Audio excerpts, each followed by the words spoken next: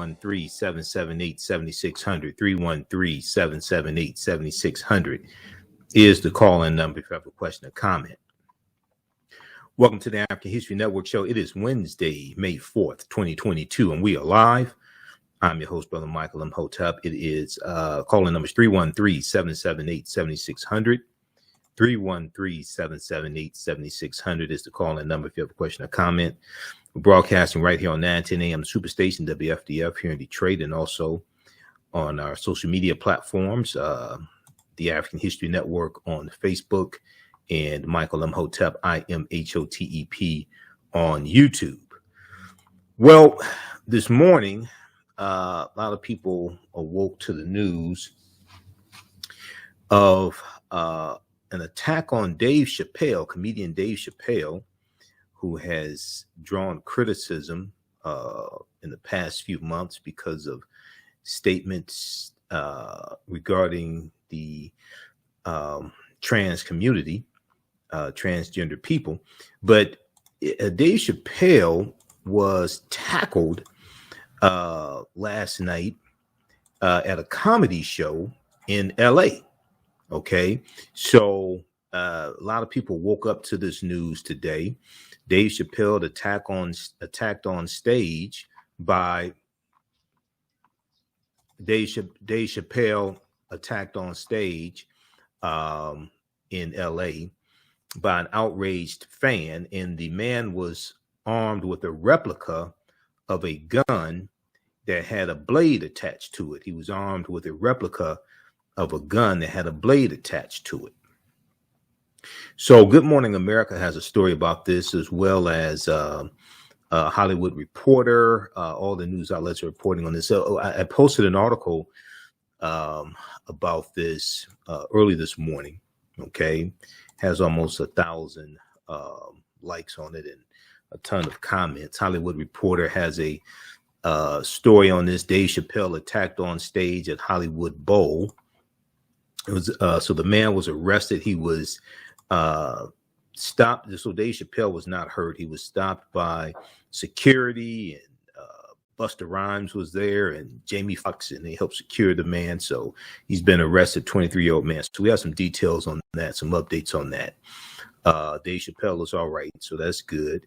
And Dave Chappelle has said recently that he needs to beef up his security also.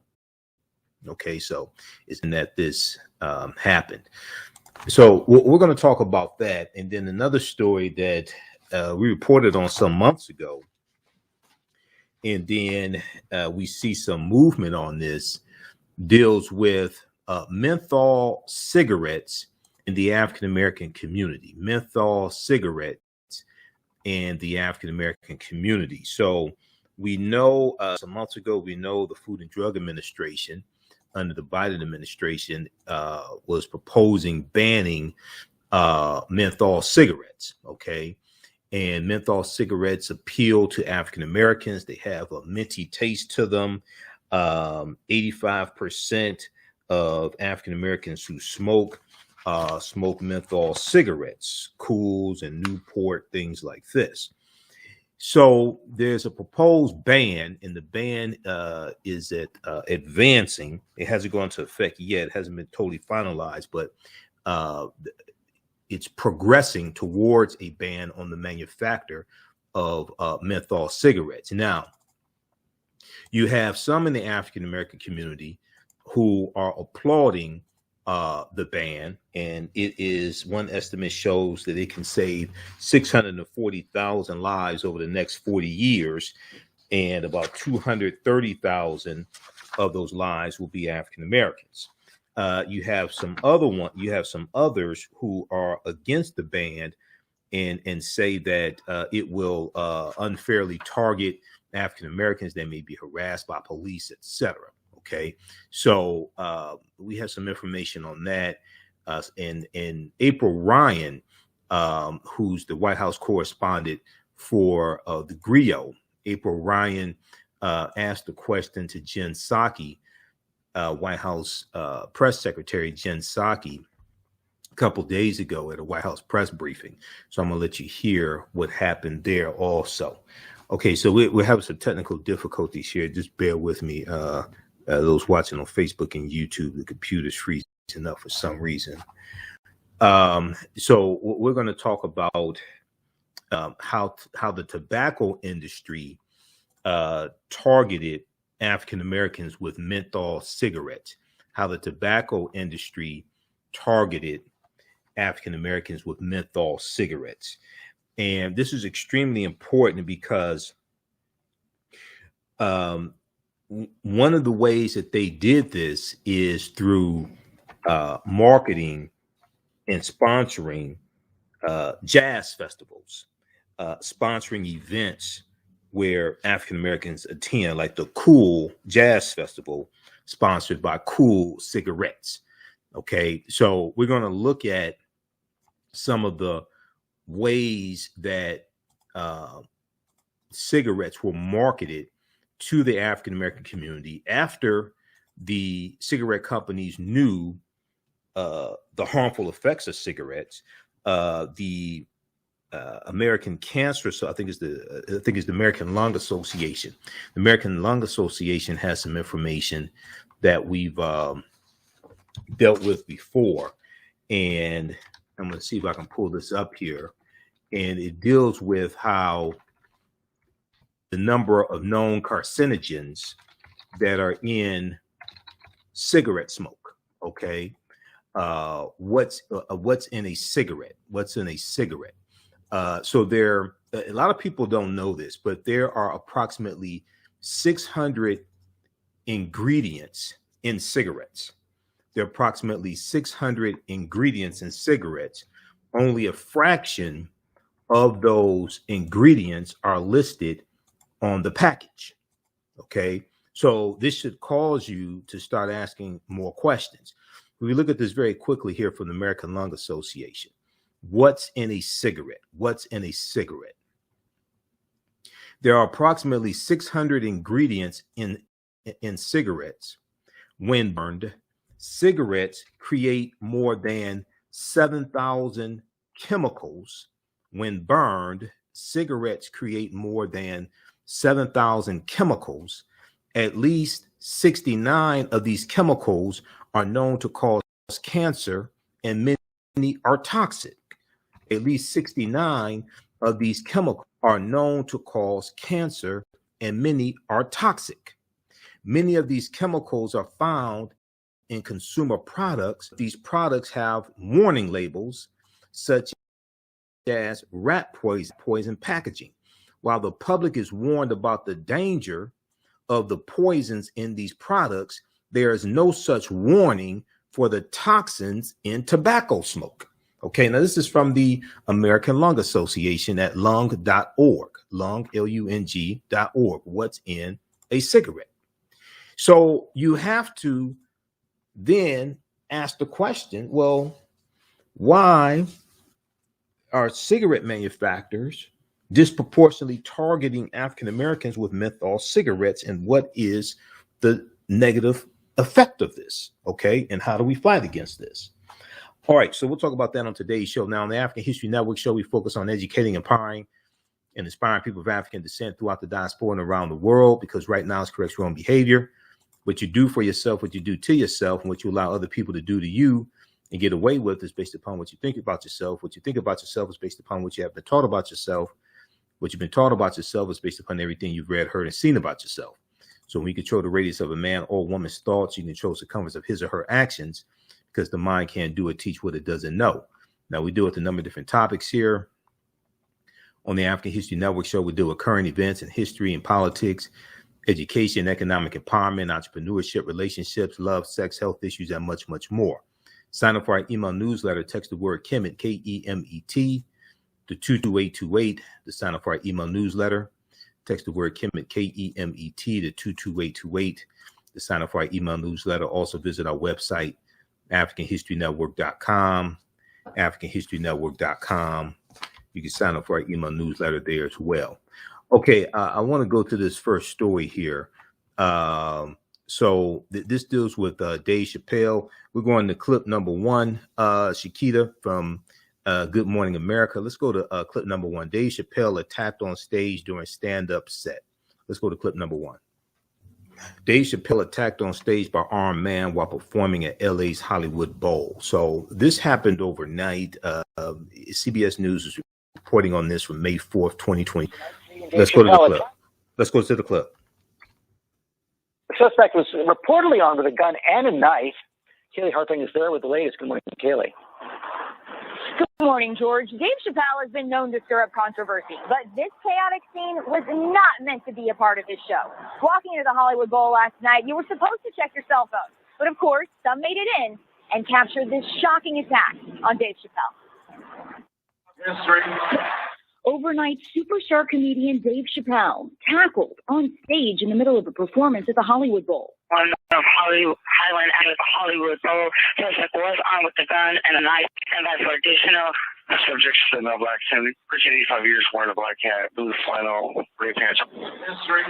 According to the LAPD, the assailant, who was in the audience, carried a knife that looked like a gun, climbed onto the stage, and attacked Chappelle in the middle of his set. The man then ran behind a screen on stage. Chappelle reported to the audience the man was being stomped. The suspect was immediately detained by the venue's security team and later taken to the hospital with superficial injuries. ABC News has learned Chris Rock, who performed earlier in the night, came back on stage with Chappelle moments after the attack and joked, "Was that Will Smith?" referencing the infamous slap he received from the movie star on Oscar night. Chappelle and Rock were performing in the comedy showcase Netflix A Joke, the festival. Chappelle was able to continue with the show without injury. The LAPD identifying suspect arrested as 23-year-old Isaiah Lee. He's being held on suspicion of assault with a deadly weapon, with bail set at $30,000. And a star-studded crowd witnessed this. In addition to Chris Rock, Jon Stewart was also performing, and Jamie Foxx was there too. Foxx actually running on stage to help security stop the attacker. After the show, Dave Chappelle thanked Foxx, and Foxx said of Chappelle, "We must protect him at all costs." Guys. Scary situation. That's scary. That was. Glad he's okay. Okay, pause it right there. Pause it right there. Okay, we're going to pick this up on the other side of the break. So that was from Good Morning America this morning. CBS News has a update from the CBS Evening News. We're going to go to that clip when we come back from the break. Listen to the African History Network show right here on 910 AM Superstation Future Radio.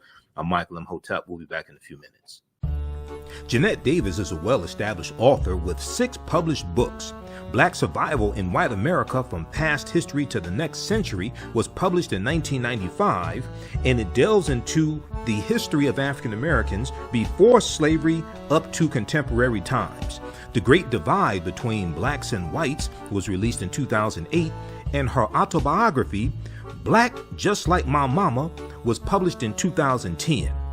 Soulful Journey, The Business of Beings, was released in December 2021, and her 2 latest books, Echoes from the Heart, Love Throws Poetry, and Master Being Human, were both published in January of 2022. Jeanette Davis' writings delve deeply into the psyche of Black people from ancient to contemporary times. She cuts no corners and leaves no stones unturned in relating truth, letting the chips fall where they may on both African and European doorsteps. Order Jeanette Davis's books today at Amazon.com. Search for Jeanette Davis and get to know her work today. STEM Forward, helping our community find their place in the emerging fields of science, technology, engineering, and mathematics. Join us for our monthly live stream on our website, stemforwardedu.org. Watch, subscribe, share. Also join our mailing list to stay up to date with STEM resources and opportunities. STEM Forward, the future is now. Watch, subscribe, share.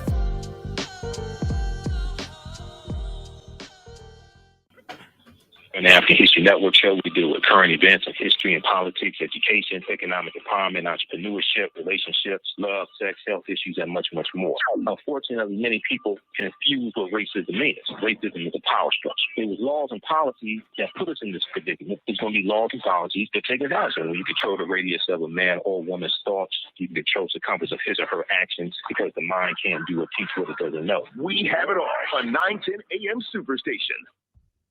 Welcome back to the African History Network show right here on 910 AM Superstation, the Future Radio. All right, the calling number is 313-643-9797. 313-778-7600. 313-778-7600 is the call-in number. If you have a question or comment, 313-778-7600. Let me correct that there. Okay. 313-778-7600 is the call-in number. Okay, so right before the break, we were talking about the story dealing with Dave Chappelle in LA and being attacked on stage. He was tackled on stage. If we look quickly here, we're going to clip number 2 here in just a second, please, Shakita, from CBS News. If we look at this updated story here from CBS News that was posted at 7:19 p.m. Eastern Standard Time, Dave Chappelle attacked on stage by armed man while performing at LA's Hollywood Bowl.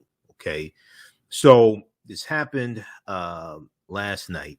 Comedian Dave Chappelle was attacked on stage by an armed man Tuesday night, May 3rd, Tuesday night, as he performed at Los Angeles Hollywood Bowl Arena, Los Angeles Hollywood Bowl Arena, with videos from audience members, cell phones quickly flooding social media and showing a man appear to run onto the stage and tackle Dave Chappelle. Now, the Los Angeles Police Department said a 23-year-old man pointed a weapon later determined to be a replica handgun. Determined to be a replica handgun that contained a knife blade, and he had this on him when he attacked Dave Chappelle. So here is the actual weapon obtained by the LAPD. It's a replica semi-automatic handgun, and you see the knife blade attached, appears to the barrel of the handgun. A little short knife blade, probably about a 3-inch knife blade attached to the barrel of the handgun, it appears. Now, the suspect, identified as Isaiah Lee of Los Angeles, was arrested and accused of assault with the weapon. Dave Chappelle was not injured in the attack. Now, following the incident, Isaiah Lee was transported to the hospital for medical treatment for injuries, before being taken to the police station and arrested. He is being held on a $30,000 bail. Now, Dave Chappelle's representative, Carla Sims, SIMS, said in a statement that Chappelle is fully cooperating with the active investigation into this incident.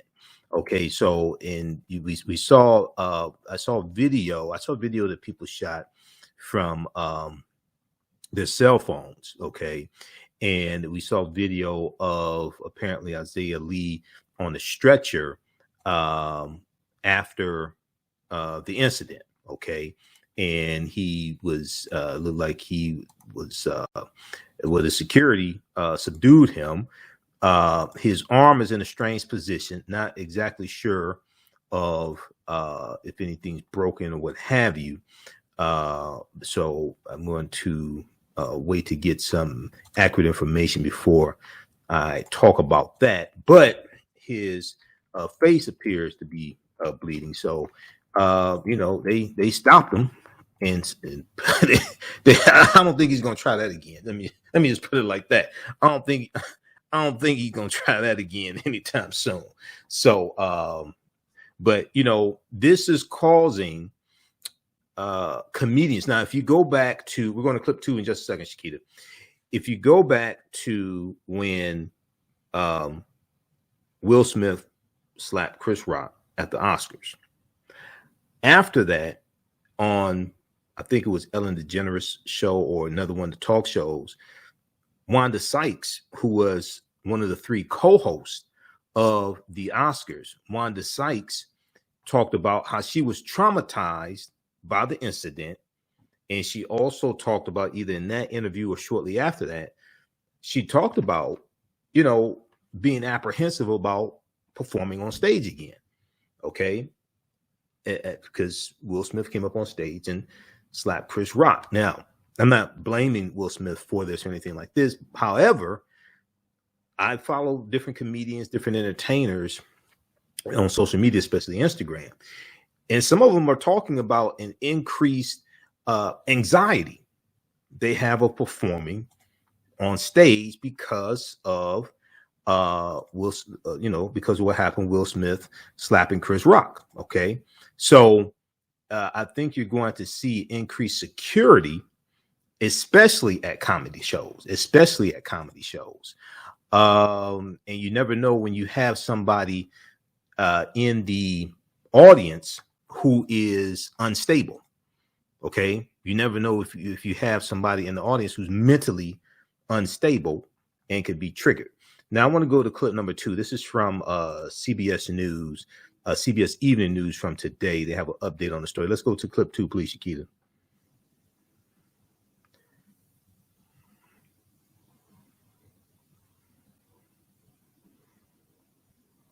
Okay, while we cue that up. Now, Dave Chappelle, whose unapologetic humor has made him a lightning rod. After comedian Dave Chappelle was Go ahead.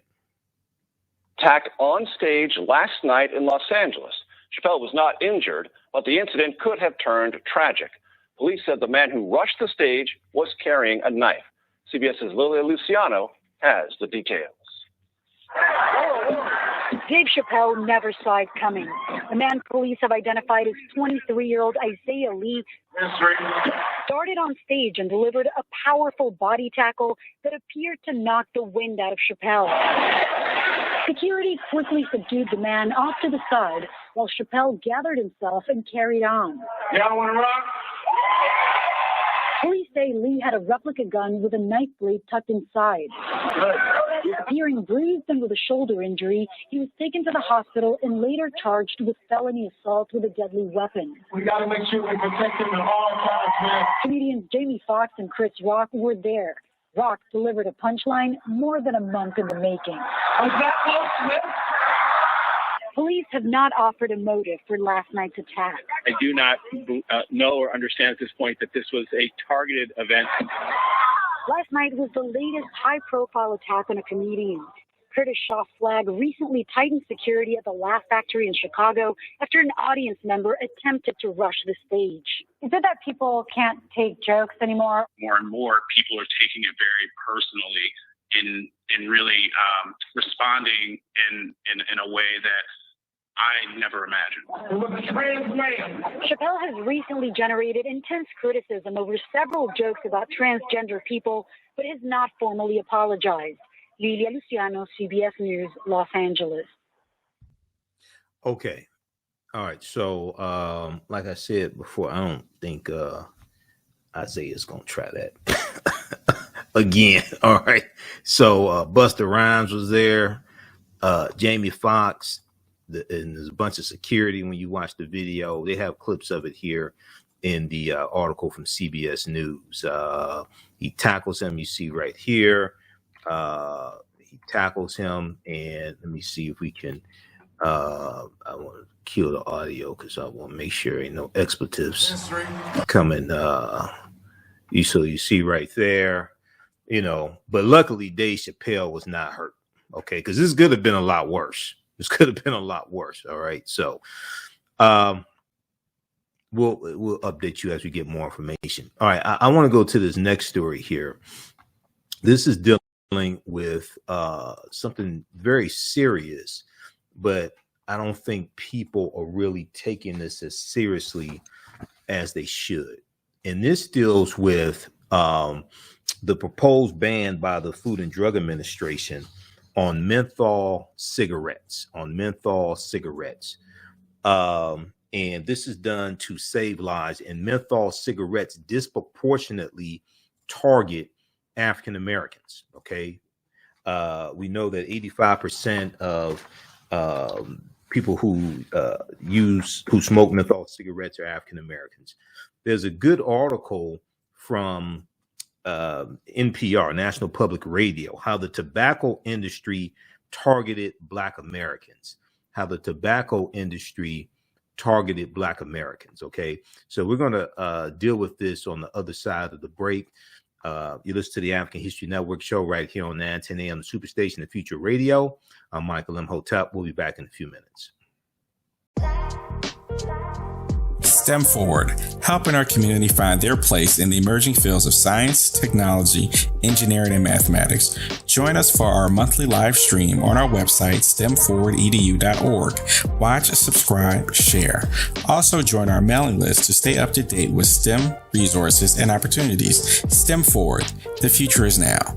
Watch, subscribe, share.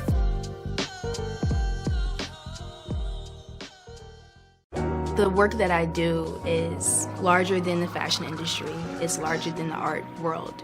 And I believe that I was born to bring newness into this world. I'm Kaima McIntyre. I'm 24 years old and I'm an artist. I create everything from paintings to jewelry design, metaphysical jewelry to be specific, and fashion design.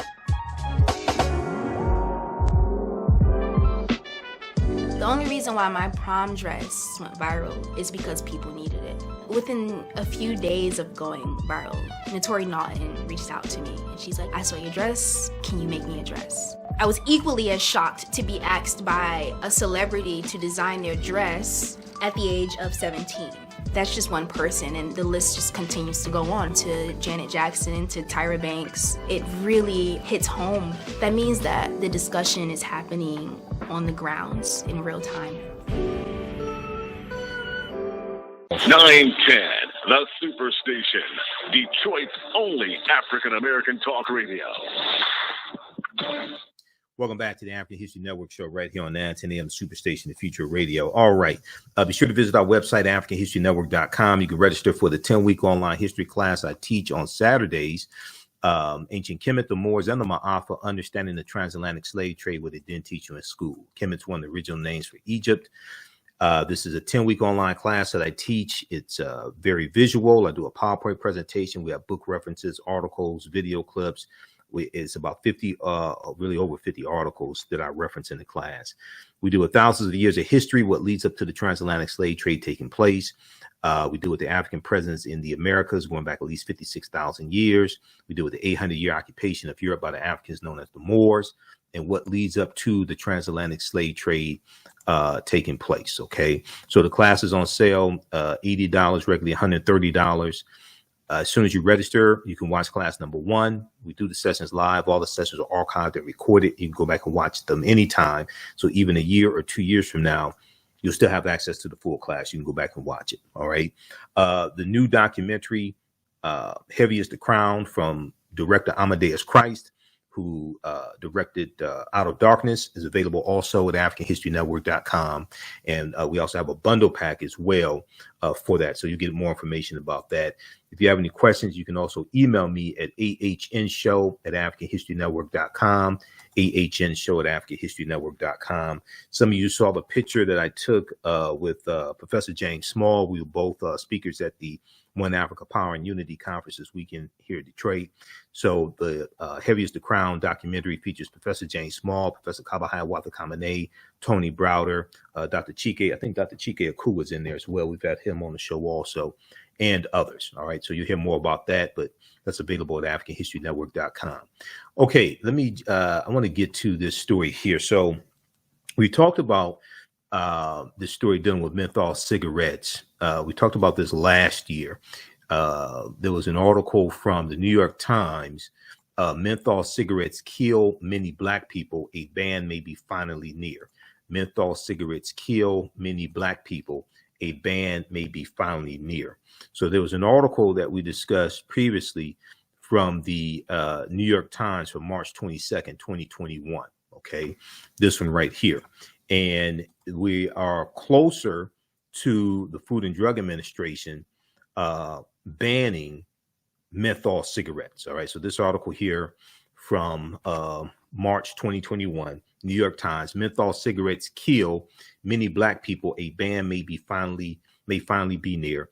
Advocates are hoping that President Biden will soon come out in favor of banning mint-flavored cigarettes and other tobacco products.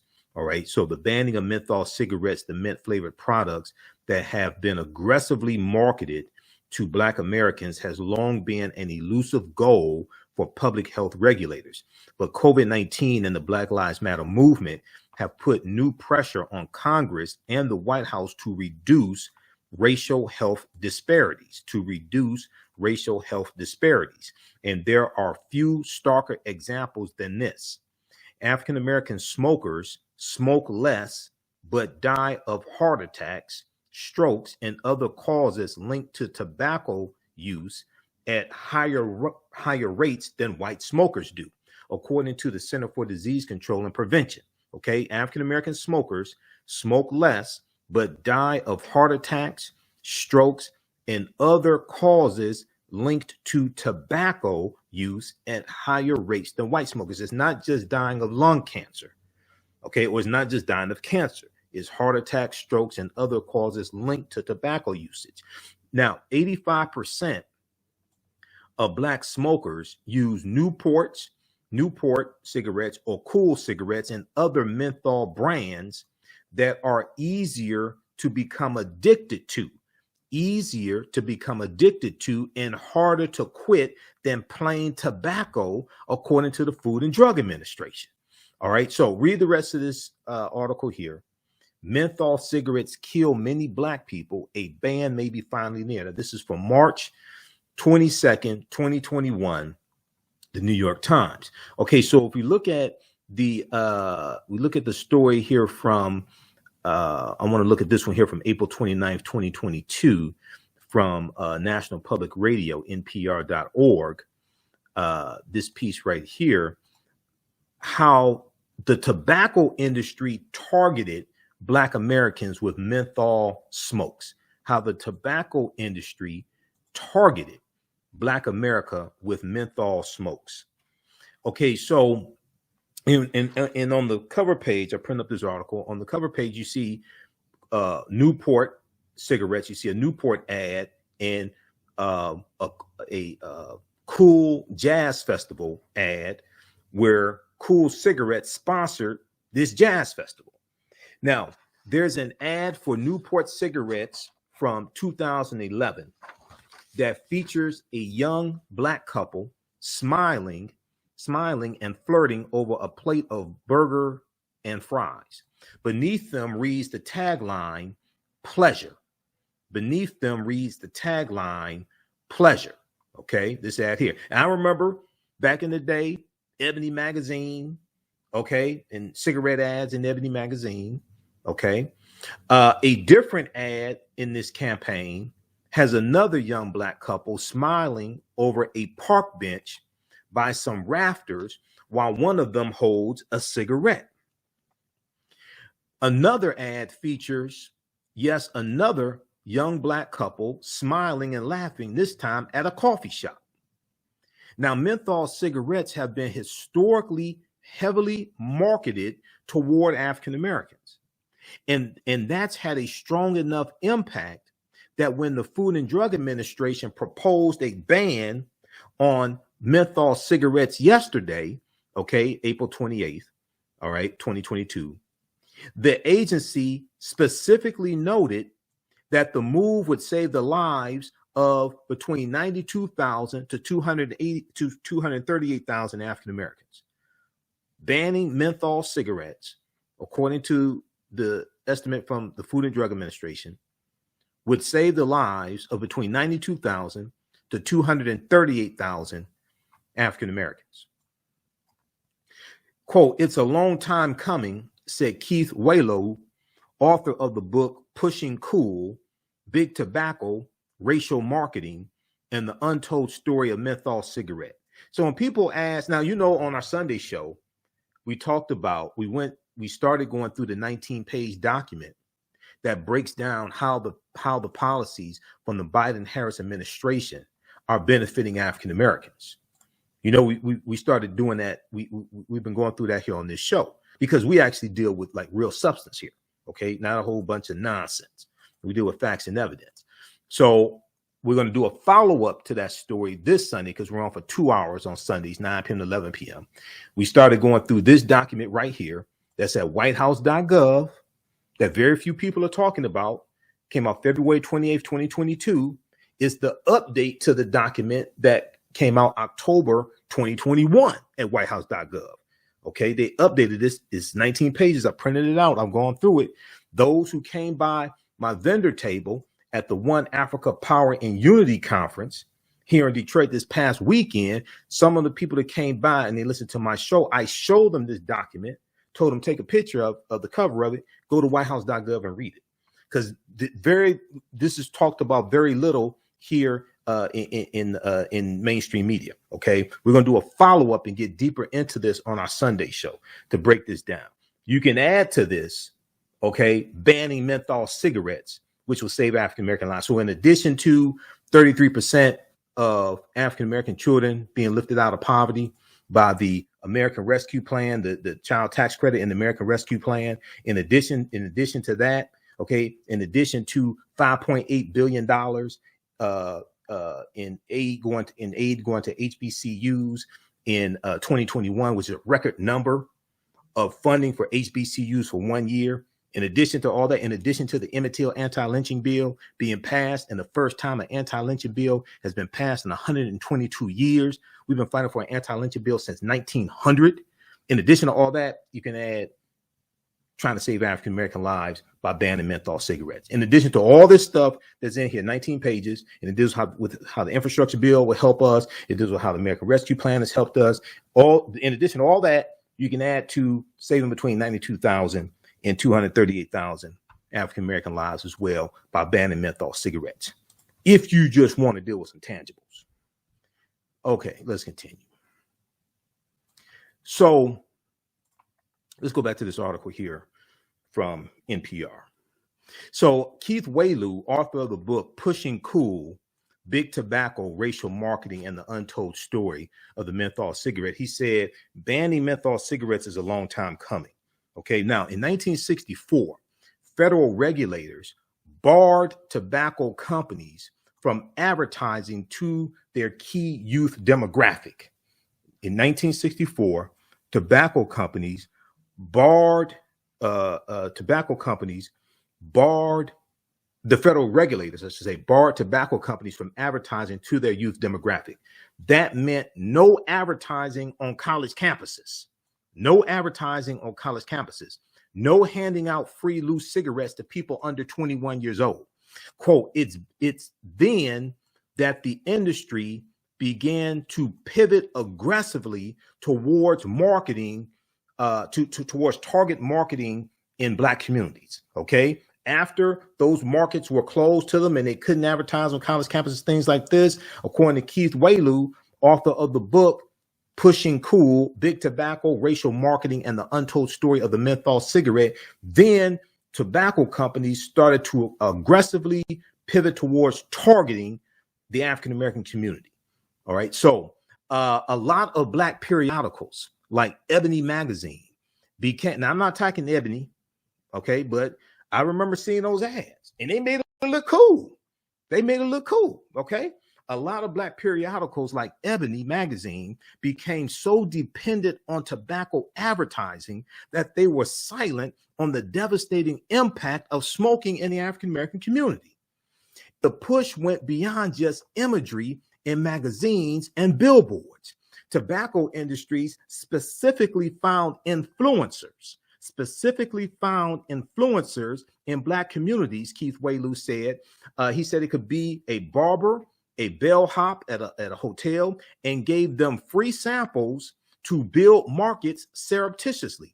The companies also sponsored events like the Cool Jazz Festival, Cool Cigarettes, the Cool Jazz Festival that included an ad of Dizzy Gillespie next to a pack of Cools. Okay, we're coming up on a break. We'll continue this on the other side of the break, dealing with how the tobacco industry targeted African Americans with menthol cigarettes that are more addictive than regular cigarettes. You listen to the African History Network show. I'm Michael Imhotep.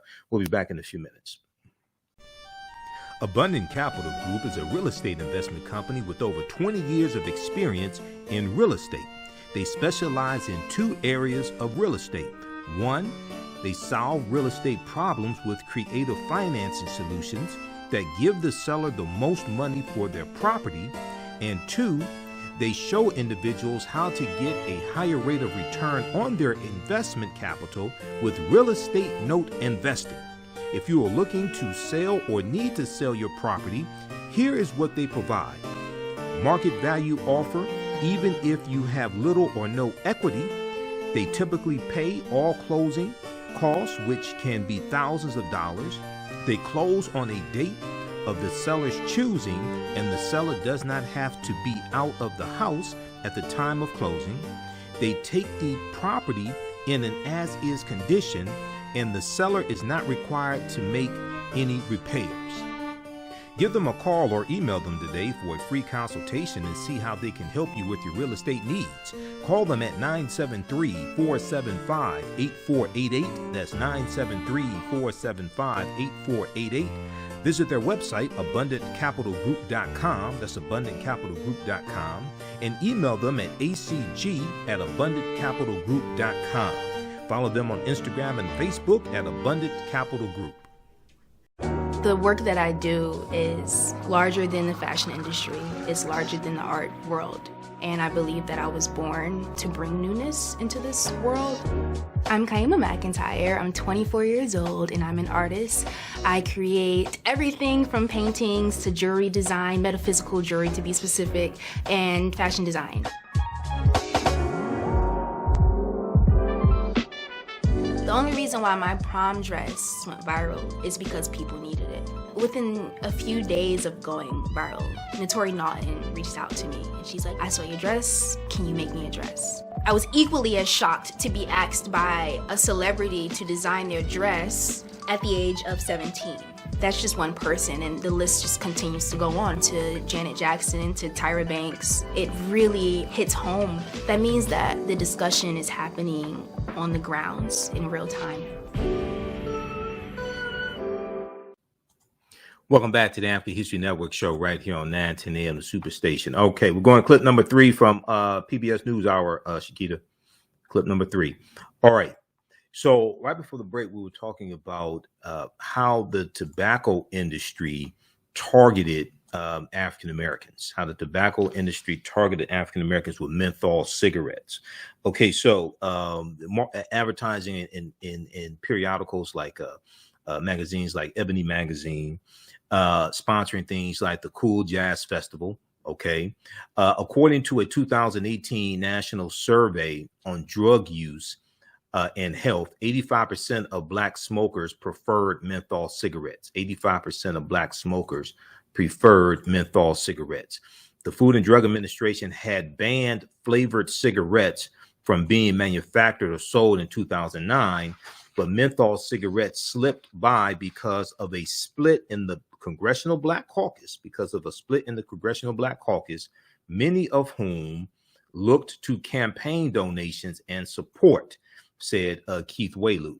Now, yesterday's move by the FDA was encouraged by the NAACP, which sent out a statement earlier in the week noting the tobacco industry's, quote, egregious marketing practices,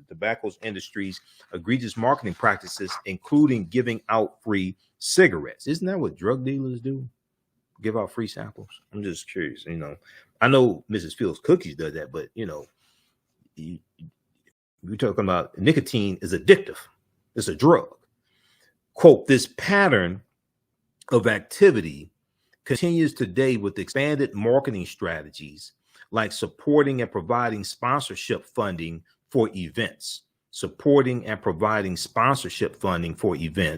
supporting various Black leaders with financial support, discounting menthol products in Black neighborhoods, and abundant advertising in stores frequented by Black communities, reads the statement from the NAACP, which notes that the NAACP notes that they themselves received funding from the tobacco industry until 2 decades ago. The NAACP noted in their statement that they received funding from the tobacco industry until 2 decades ago. I want to go to this clip here from PBS NewsHour that discusses this. Let's go to this clip, please. Clip number 3, Shakita. After considering doing so off and on for more than a decade, the FDA is forging ahead with a proposal to ban menthol-flavored cigarettes. If finalized this summer, the move is expected to reduce smoking levels, but the decision has been met with both praise and criticism. Stephanie Sy has our look. Judy, menthol accounts for more than a third of all cigarettes sold in the U.S., and the cooling, minty flavor is the most popular among certain smokers. Nearly 85% of black smokers use menthol, compared to 30% of white smokers. More than half of all kids who smoke use menthol cigarettes.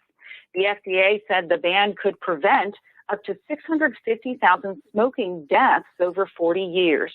Carol Magruder is the co-chair of the African American Tobacco Control Leadership Council and Advocacy Group. Carol Magruder, thank you so much for joining us. Banning menthol cigarettes, really, it's been discussed for years under different presidential administrations.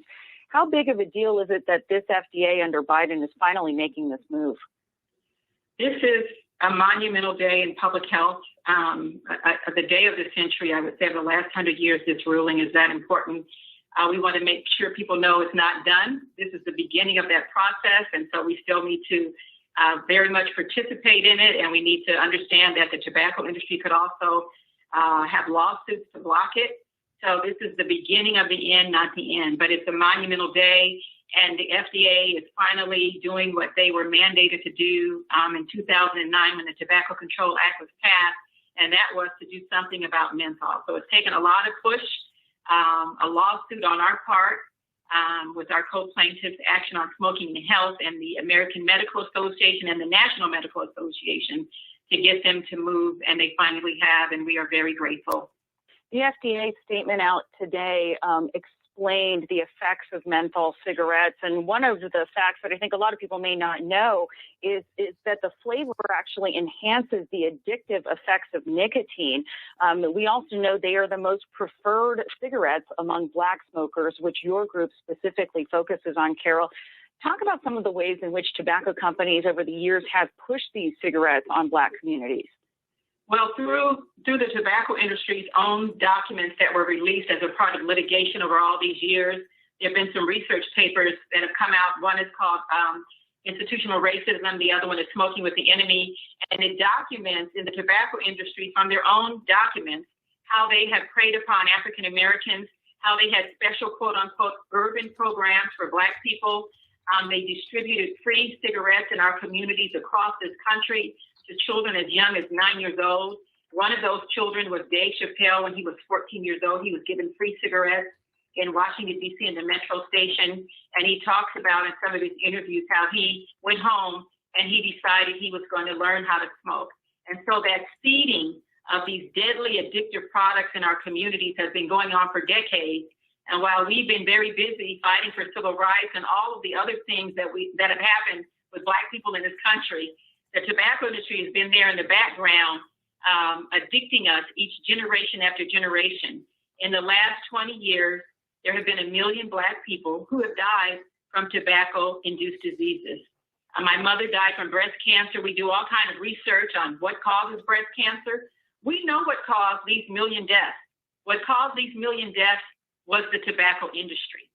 And yet, Carol, there are critics of the ban. They worry it will have unintended consequences, specifically on the black community. Family members of Eric Garner, George Floyd, and Trayvon Martin, as you know, all victims of excessive police force, have signed a joint letter to the Biden administration which says, our fear is that banning the manufacture and sale of menthol cigarettes will not stop their production or purchase, but will instead open the floodgates for smuggling. While we have been told black smokers will not be criminalized for possessing menthol cigarettes, that does not match our experience with other cigarette policies. Carol, what's your response to those concerns? My response to those concerns are that we have a problem in our country with racism and with the policing of black bodies, and that is a fact. And that for the tobacco industry, I know that Reverend Al. Okay, we're out of time here on 910 AM Superstation WFDF. Those watching on Facebook and YouTube, keep watching. We're going to continue. We're going to continue that clip on our social media. We're going to keep broadcasting. And then I want you to hear the question that April Ryan, White House correspondent for thegrio.com, the question she asked Jen Psaki at a White House press briefing about menthol cigarettes on April 29th. Be sure to visit our website, AfricanHistoryNetwork.com. You can support us through Cash App and PayPal, register for our online classes, order Heavy is the Crown, the documentary that deals with the African origins of religion, the three Western religions. 9:10 a.m. Superstation WFDF. Right Now is Correct Wrong Behavior. It's not over till we win. Wakanda forever. We'll talk to you tomorrow. Peace. Okay, stand by. All right, let's keep going. We're going to finish this up, and I want you to hear the White House press briefing also. Check out this article here. CNN has a good article on this topic also. Ban on menthol cigarettes and flavored cigarettes could save hundreds of thousands of lives, experts say. This is from Wednesday, April 27th, 2022. And then thehill.com has this piece here from April 28th, 2022. Ban on menthol cigarettes divides Black Americans. Ban on menthol cigarettes divides Black Americans. You can check this one out also. All right. Let me pull up this clip here. All right. Let me cue this up.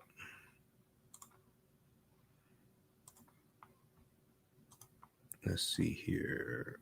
Okay. Cool.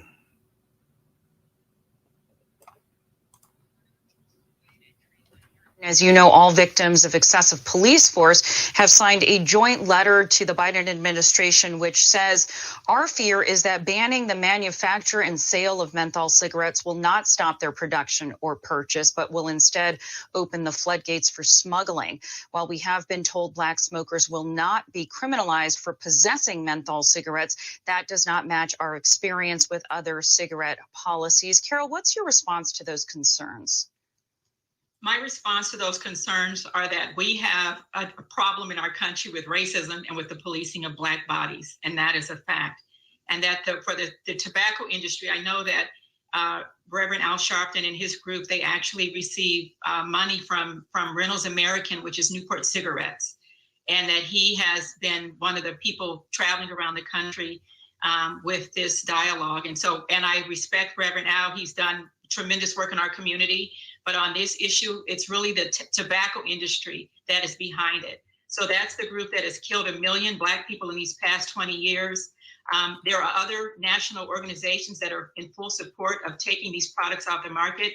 No one loves a Black smoker or Black people more than the African American Tobacco Control Leadership Council. That is why we exist, is to protect our people from this predation. So this is not the end to pass legislation, it's the beginning.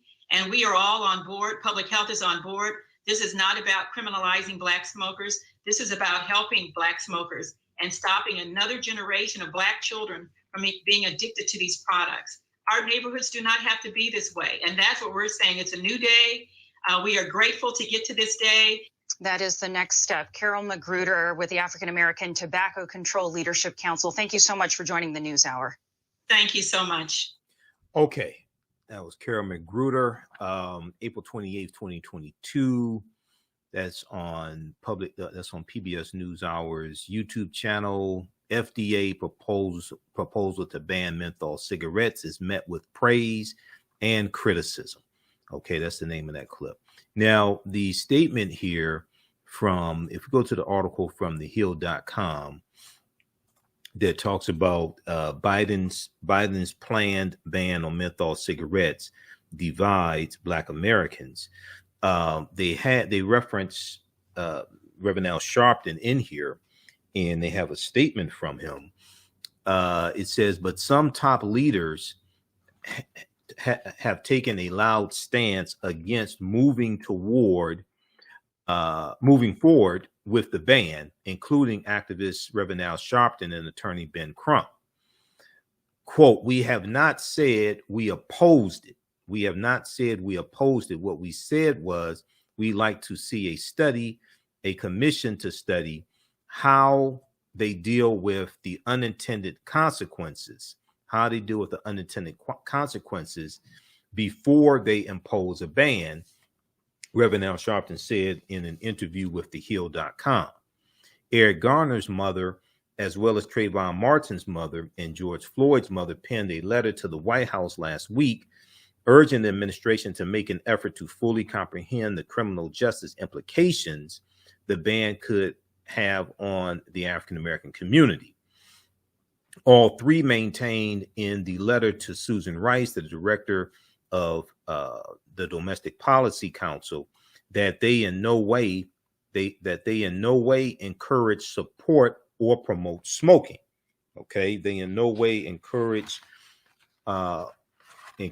support, or promote smoking. Quote, "This is how her son got killed," Reverend Al Sharpton said, referring to Eric Garner's mother. How could anybody ignore interactions between police and the Black community if they're increased because of a ban? He went on to say, if a policeman sees a guy standing on the corner smoking a cool, he's asking, where did you get that from? And that will lead to interaction. But the FDA is not saying this is going to be enforced by police on somebody who has cool cigarettes. This is dealing with manufacturing menthol cigarettes. The FDA doesn't say that police are going to be empowered to stop people who they suspect of having a menthol cigarette.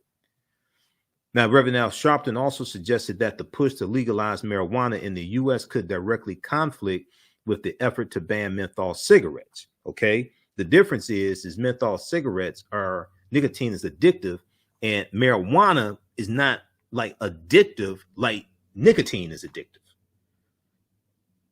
Okay, so it's not the same thing. That puts us in an awkward position as ministers, Sharpton said. Grandma can't smoke her cools, but Jamal can smoke his weed. He didn't talk about how addictive nicotine is, especially how addictive menthol cigarettes are. He skipped over all of that. Now, law enforcement officials are also expressing concerns about the ban, arguing that it would result in police and their resources being stretched thin.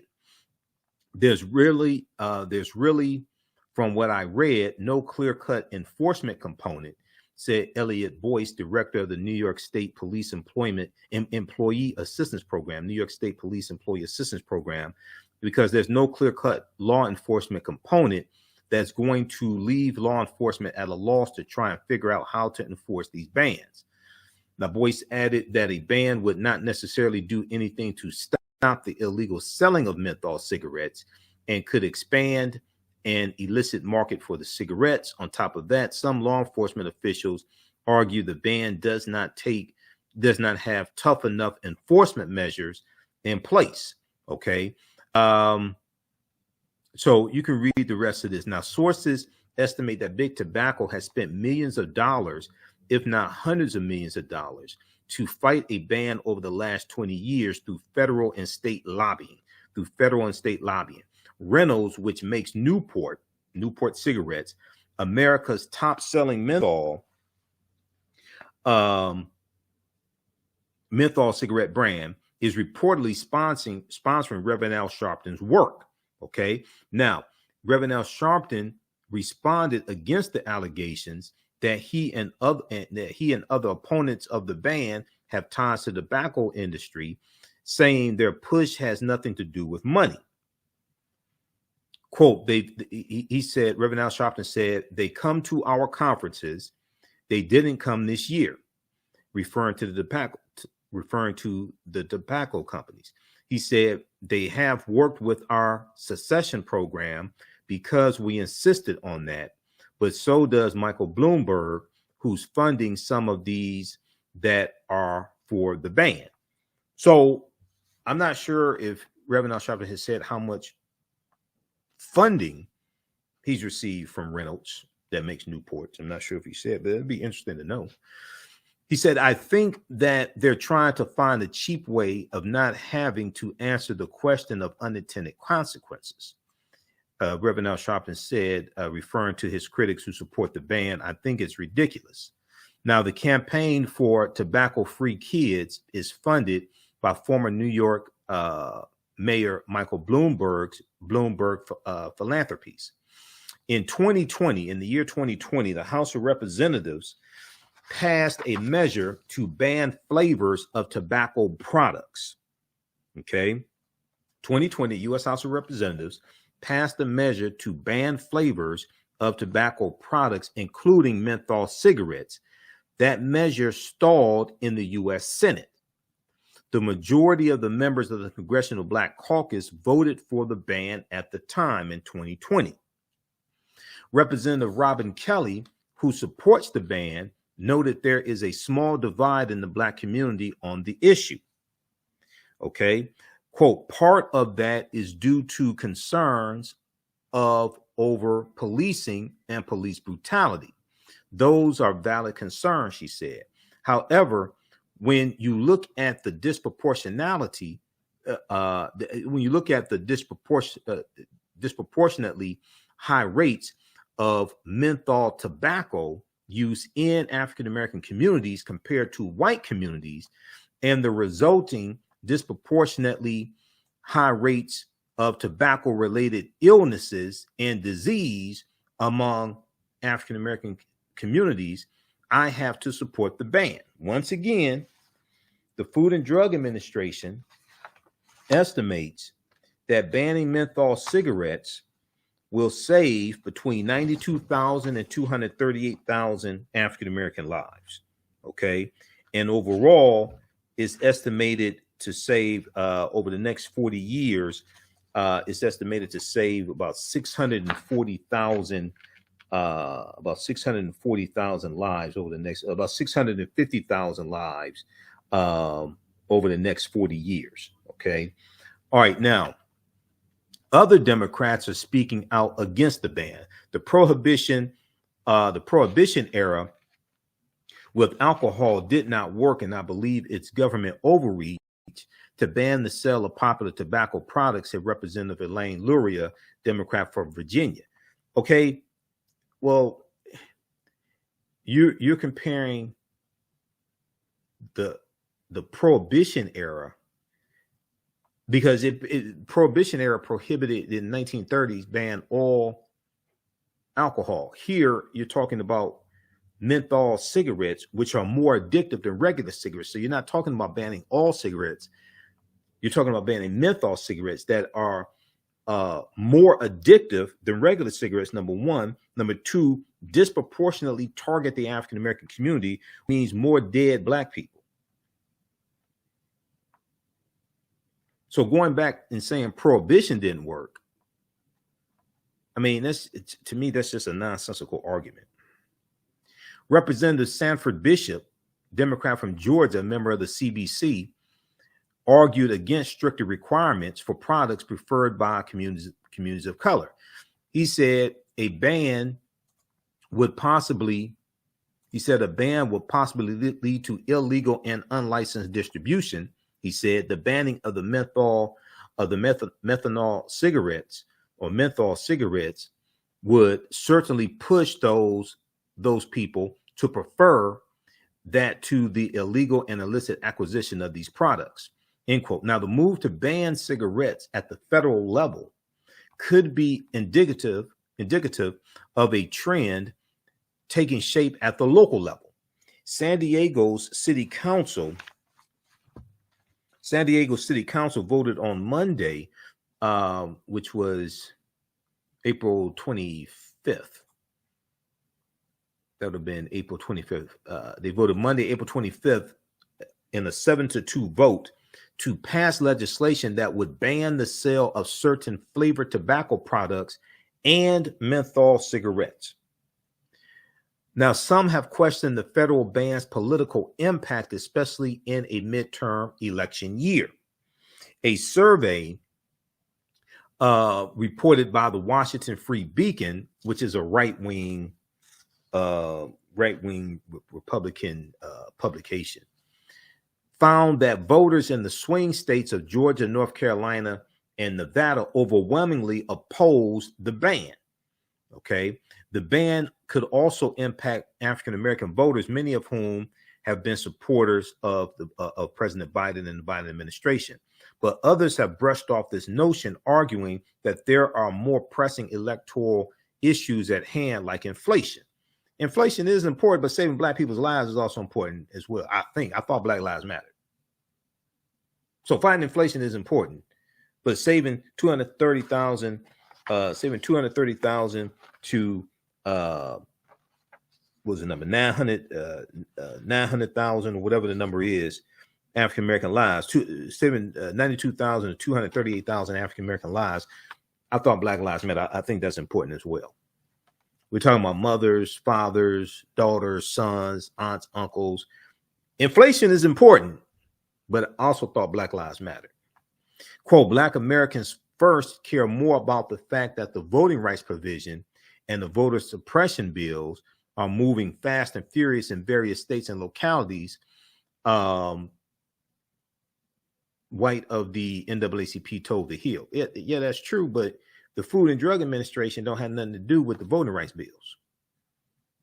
The Food and Drug Administration is doing their job.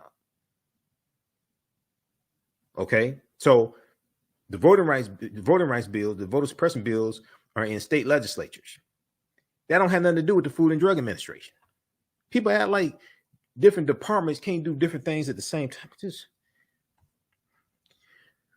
quote, Black people, I don't believe, will be so wrong by this one particular issue without looking at this open issue that is so important, the economy. You do realize that like 4,000 people that work in the Biden administration, or at least 4,000. People want jobs. People want jobs that are protected. Okay. It's like almost 8 million jobs that have been created by the Biden-Harris administration. Who the hell is this person? Almost 8 million jobs created by the Biden-Harris administration. Record number of jobs in the first year of a president is about 6.4 million.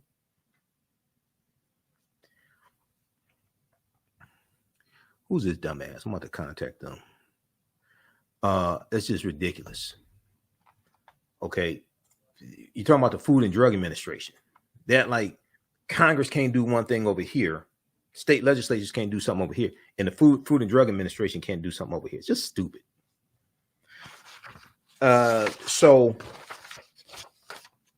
I want to go to this clip here from, we're going to look at the article very quickly here from CNN, because CNN has a good piece on this also.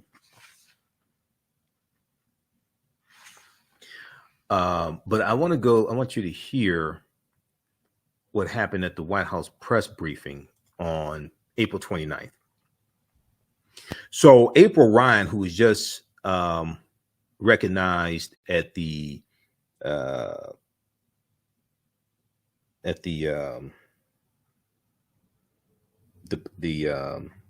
White House Correspondents' Dinner that they just had this past weekend, I think it was. She was recognized for 25 years of being a White House correspondent, African-American woman, April Ryan. I met her before at the Congressional Black Caucus Weekend conference. Brilliant sister. She's the White House correspondent for thegrio.com now. She, on April 28th, the press briefing, April 28th, she asked Jen Psaki, White House Press Secretary Jen Psaki, about the proposed ban on menthol cigarettes. Okay. And let's go to that clip. In order to recover, we provide assistance, economic and humanitarian assistance, to a range of countries around the world because that's part of American leadership. And so I would say that's the reasoning for this assistance being proposed in the package. Go ahead. Jen, on menthol, going back to the opposition in the Black community. Talked to Congresswoman Frederica Wilson today, and she said she's opposing it. She says the president should not only deal with menthol, but ban all instead of just menthol. She feels that it will cause a profiling issue. And she also says this is something that should not be dealt with in the midterms because it will split the Black community. What do you say to that? And are you talking to Frederica Wilson, Al Sharpton, Ben Crump and others about this very issue? Well, let me try to answer all your questions there. I'm sure you'll let me know if I don't, April, of course. This is a public health decision made by the FDA. And the objective of it was not to address politics or handle politics in one way or another, but to save lives. And the studies estimate that with menthol cigarettes, if they're no longer available, it could prevent over 650,000 deaths, including 238,000 African Americans. There are also high rates of use by children and young adults. Menthol also increases the appeal of cigarettes, makes them easier to use, especially for kids.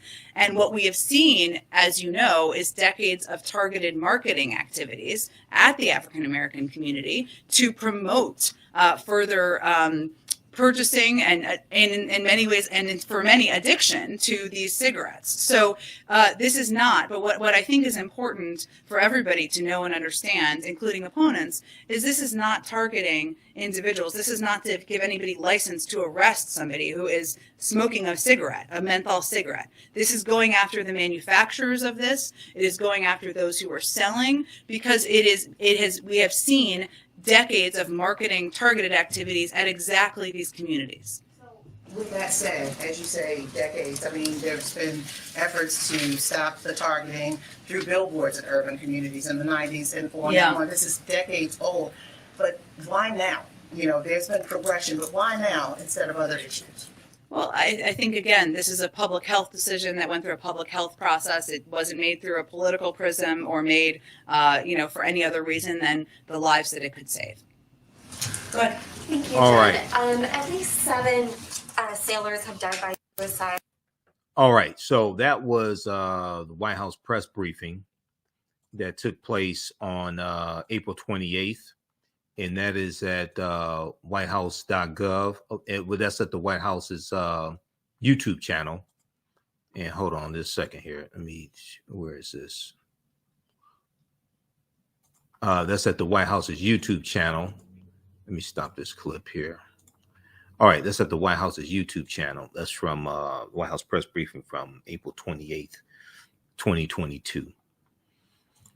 And let's see here. If we look quickly, so the name of the article from thehill.com that I cited that had the quote from Reverend Al Sharpton: Biden's planned ban on menthol cigarettes divides Black Americans. Okay.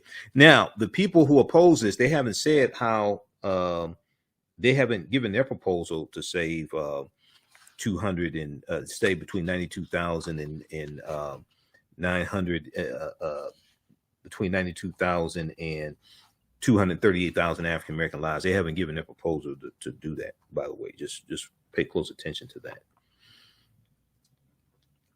So read this article here from April 28th. And then CNN has this piece from April 27th, Wednesday, April 27th. Ban on menthol cigarettes and flavored cigars could save hundreds of thousands of lives, experts say. And they go on page 2.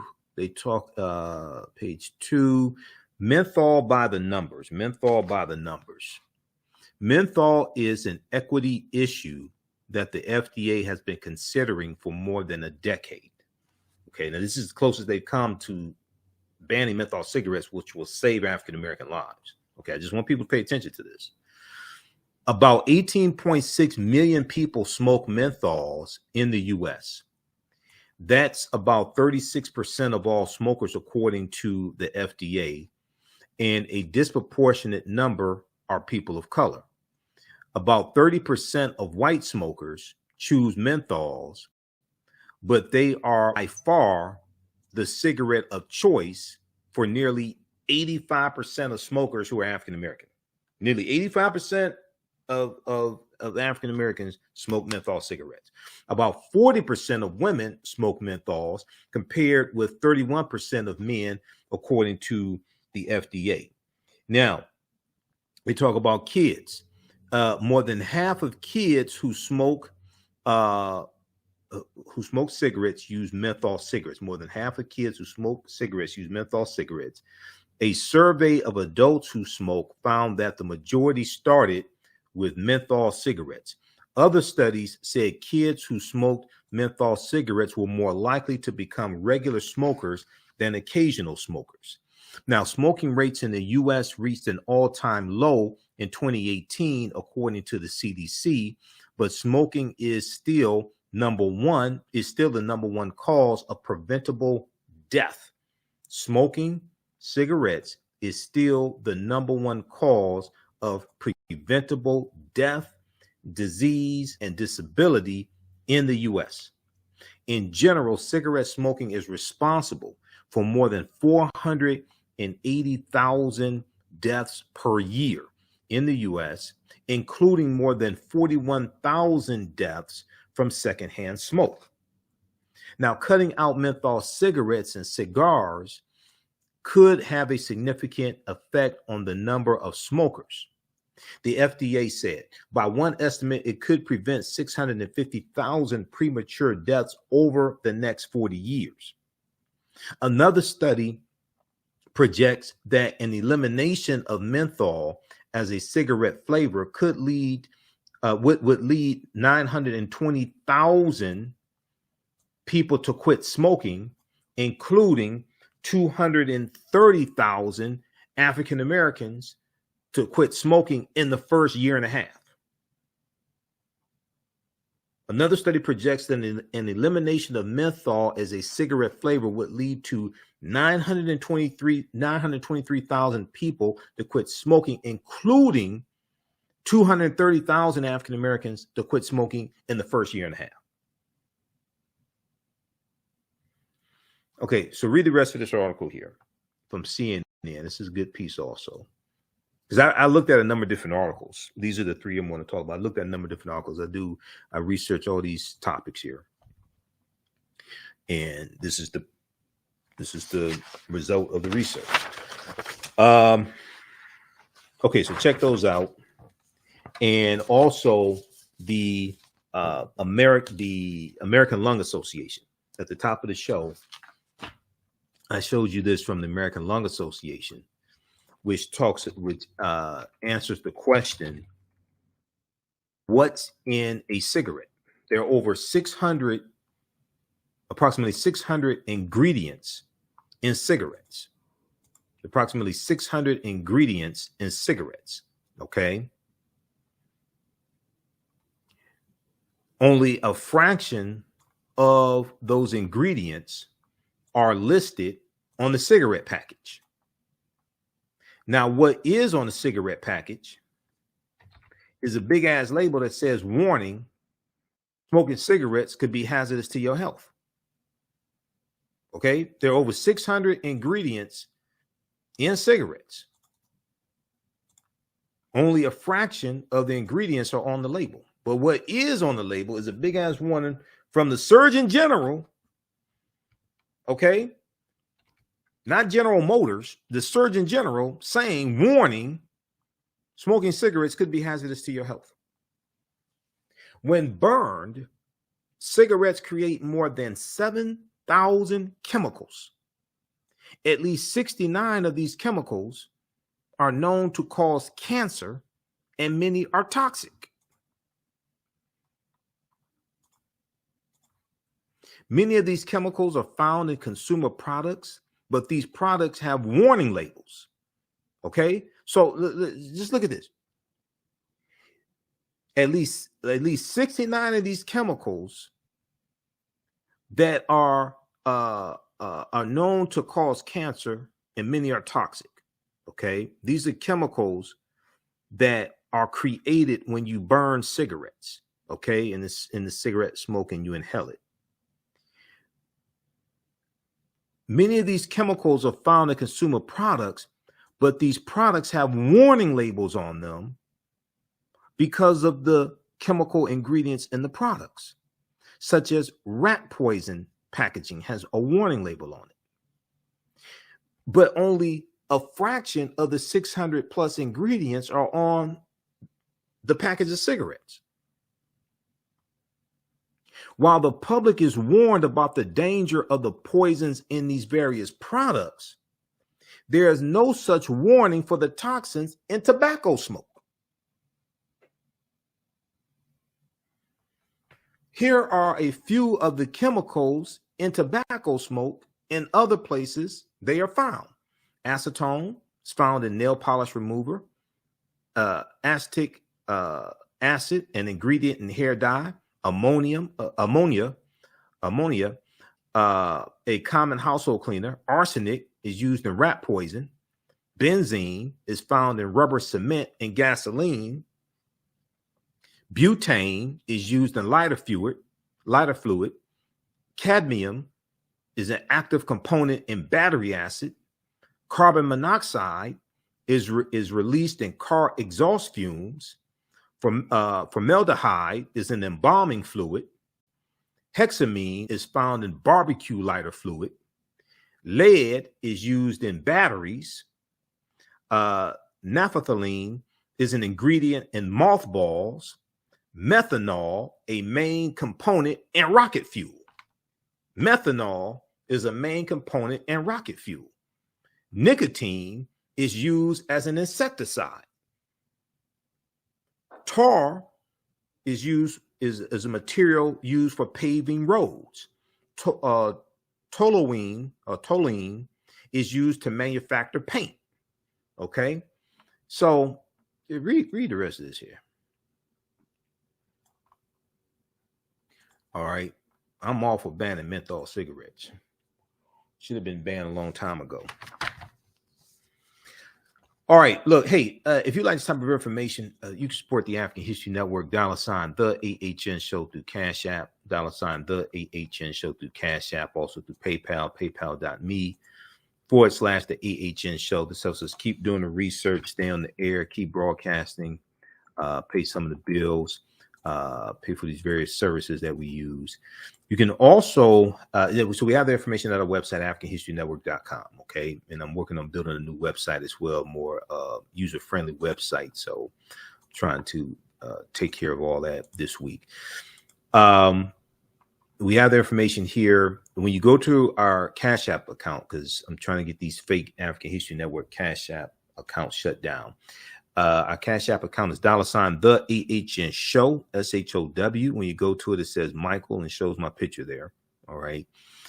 These other ones here, and this is, I've identified, I think there are 5 out there that are fake, and they're using our logo, our black and white logo, things like this, and the variations of the AHN Show in their Cash App tag. Those are all fake. We have the link here also in the yellow PayPal donate button. You can listen to audio podcasts. We're on 10 different audio podcast platforms. Download the iHeartRadio app. You can listen to 9:10 a.m. Superstation WFDF Live, but also search for the African History Network Show because we have a page there on iHeartRadio. They have about 300 of my audio podcasts. We're on Google Podcasts, Facebook Podcasts. I just got an email from Facebook Podcasts today. They're going to, as of June 3rd, I think they said they're going to discontinue Facebook Podcasts. I like the Facebook Podcasts because we're on Facebook Podcasts also, but we're on 10 different audio podcast platforms: iHeartRadio, FM Player, TuneIn, Blog Talk Radio. You can click right here, listen to our podcast on Blog Talk Radio. But wherever you get your audio podcast from, search for the African History Network Show. Okay, you can register for our 10-week online class. We have class number 2 starting up Saturday, May 7th. Ancient Kemet, the Moors, and the Maafa: Understanding the Transatlantic Slave Trade, what they didn't teach you in school. And we have a bundle pack. You get 3 of my online courses. You enroll in 3 of them. It's on sale $120. That's a $285 value. We do the sessions live. All the sessions are archived and recorded. You can go back and watch time. If you've taken any of my online classes in the past, email me at AHNshow@AfricanHistoryNetwork.com, and you get a 50% discount on the courses, okay? Especially on the bundle class, on the bundle course, the course bundle. All right. Remember, at the African History Network Show, we focus on educating, empowering, and inspiring people of African descent throughout the diaspora and around the world. Because right now it's correct wrong behavior. It's not over till we win. Wakanda forever. And we'll talk to you tomorrow. Peace. Thanks for tuning in.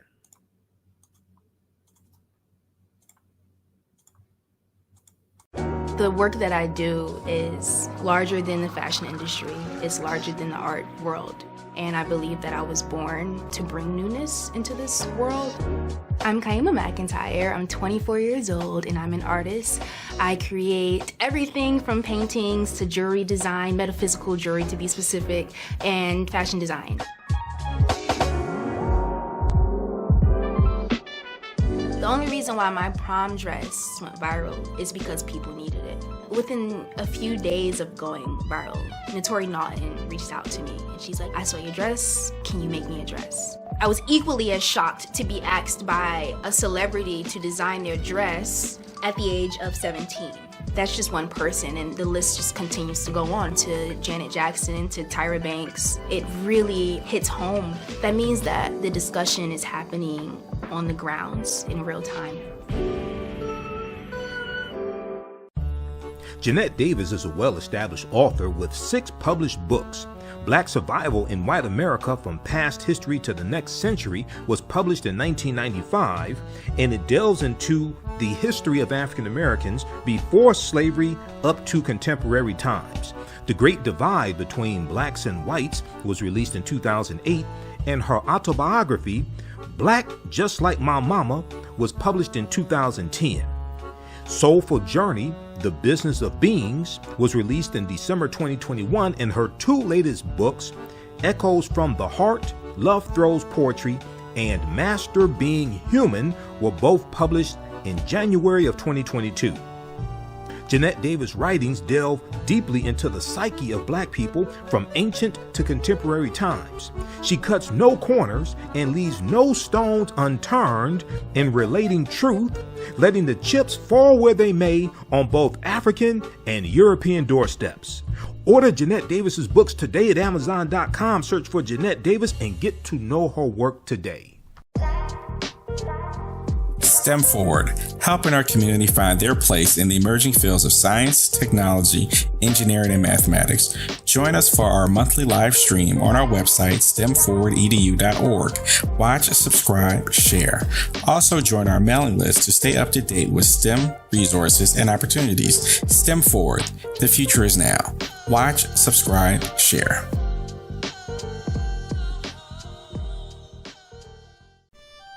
Abundant Capital Group is a real estate investment company with over 20 years of experience in real estate.